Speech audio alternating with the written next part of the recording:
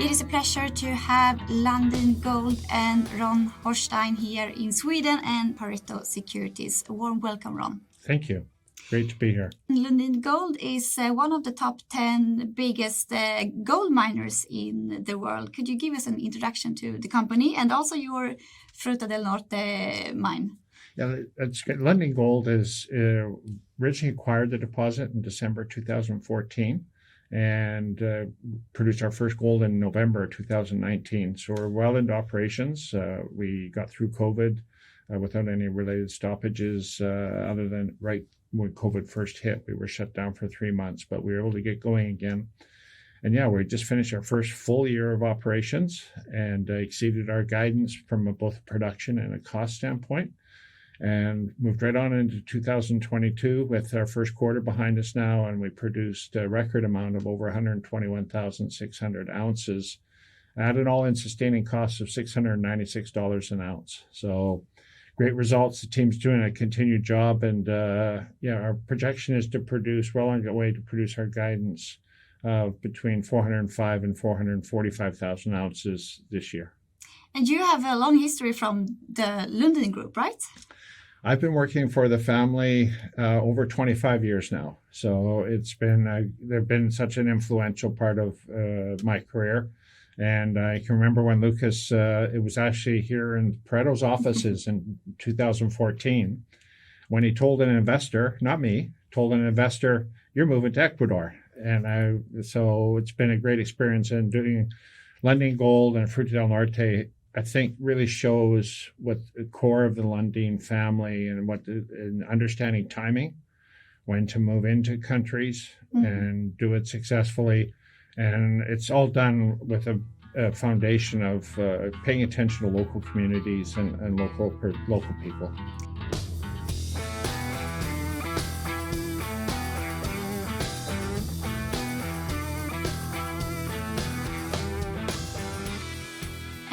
And you're behind the success in Fruta del Norte, right? It's the whole team affair. It was, I committed after Lucas asked me to move to Ecuador and be committed to be there as part of the community and everything. But it's a whole team affair. Even Jack Lundin, our new chairman, worked for us for 3 years as part of construction. And we've been very lucky. I think a lot of people wanted to be involved with Fruta del Norte and enabled us to build a great team, because there's not very many people in the mining industry today that can say you're going to be part of the first mine in a country. Mining has been in many countries for many years, but in Ecuador, we were the first. And it's a great deposit. Fruta del Norte is one of the highest grade gold projects in the mines in the world today. So you're good at timing and find projects. Do you have any new exploration projects going on? When we acquired Fruta del Norte, we actually acquired quite a large land package from Kinross. And we have essentially now 3 growth programs underway in what we call exploration. At the mine site, we're drilling underground. We did 10,000 meters last year, 3,000 meters in the first quarter, to look at expanding our resources of Fruta del Norte. Then we move out a little bit. We have what we call our near mine exploration program, which we just announced, a $4 million program, which has some underground, surface, and geophysics program. And then you move further out. We've got a full region that we're exploring. We started exploring on 2 targets called Barbasco and Puerto Princesa last year. That program's continuing. We see signs of epithermal type deposits. Have we found something yet? No, but we're very encouraged. So we have 3 levels of exploration. Total spend on that whole area this year will be in the neighborhood of about 25 million. But it's still close to Fruta del Norte and Ecuador. It's not new places. Correct. Right now, we're really focused there, because where's the best place to find more? It's where you already have a deposit. As we've known in the mining industry for many years, it's just these things happen in clusters. So for us, this is by far the best exploration dollars we could spend is in that area. We are looking through M&A activity, looking to grow outside, because we are a single project, single country exposure. We realize that does have a little bit higher risk for investors, even though we feel Ecuador is a great place to be. So we are looking at other opportunities, but those we're being very selective. It's going to take some time and patience and creativity on our team to maybe look at doing something that makes sense from an M&A in the future. And being in Ecuador, how is the political system and political situation in Ecuador? In Ecuador, actually, who would have thunk it a few years ago? Ecuador is one of the rising stars in Latin America right now. The government itself is very business friendly. The economy is growing because the other big part of the economy is oil. So obviously, with high oil prices, the economy is growing. The economy, though, is still struggling a bit from COVID. One of the advantages we have about Ecuador is it is U.S. dollar. We are the only country in South America that's U.S. dollar. So we're not seeing the inflation impacts that Colombia, Peru, and some of our neighbors are seeing due to their currency impacts. But the government is, it's elected. We have another election coming up in about 3 years. But it's been the last several governments have been democratically elected.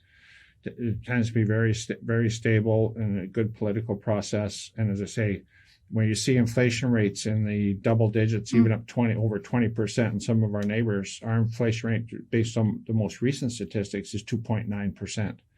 So it makes for, I think, a very stable economy and one that's growing with oil and mining. And let's stay with the inflation because one could not talk inflation those days. It is high uncertainty in the markets and investors seeking for more stable investment options, and gold is always a good hedge, but now we've seen the gold price hasn't been that good. But what's your view on the gold price? That's a good question. Gold is challenging because it's not supply demand like many other commodities. And I think right now, what we're seeing is a strong U.S. dollar. And that U.S. dollar, because of the rate increases in the U.S. to fight inflation, is really what's kind of putting some pressures on the gold price. But when you look at overall, I think over the next, take a little longer term view, 6, 12, 18 months, I think gold is going to be a very strong commodity and it's a good place to be in. It's a good mix. As many people say, you should always have 10% of your portfolio in gold. It is a very good stable. And I think over the next little while, we'll definitely see some strengthening in gold prices, which is great for Lundin Gold and Fruta del Norte, and will be generating even more cash. But how sensitive are you for fluctuations in the gold price? We're not very sensitive, actually. For us, it's more that it's just creating more opportunities. Because for us, our operating cost is one of the lowest in the industry. The first quarter was $696 an ounce. So whether it's $1,800 or $1,600, we're still generating significant cash flow, which enabled us this past quarter to make the decision to start paying our first dividend. We're generating so much cash, and we feel this dividend is sustainable even at much lower gold prices. So for us, it's focused on operational excellence and growth. And do you want to increase the dividend going forward, or what's your dividend plan? Our dividend was to come out with a dividend that we felt was sustainable. In addition, with this, even though we're paying out $100 million a year dividend, which is a 40 cents per share, which is a significant yield, over a 5% yield compared to the industry or precious metal space, which is much lower than that.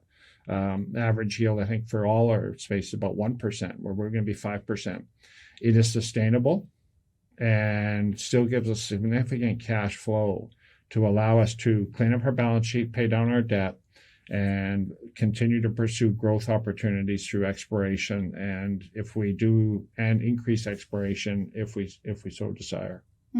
And let's finish off by talking a bit about the Newcrest and their role as a shareholder. Yeah, Newcrest is our largest shareholder at 32%. They came in 2018 as part of a strategic investor. Markets were very difficult. We needed a strategic investor along with the Lundin family. Felt the cultures were similar, made a lot of sense. So they have 2 members on our board, and we work with them, but they are obviously very happy now about receiving a dividend as well. And because they helped you with the financial pack initially, do you need more financial support going forward? No, We're in very good shape, with our dividend now that we're announcing with 40 cents per share initial, 20 cents per share paid in six and at each period.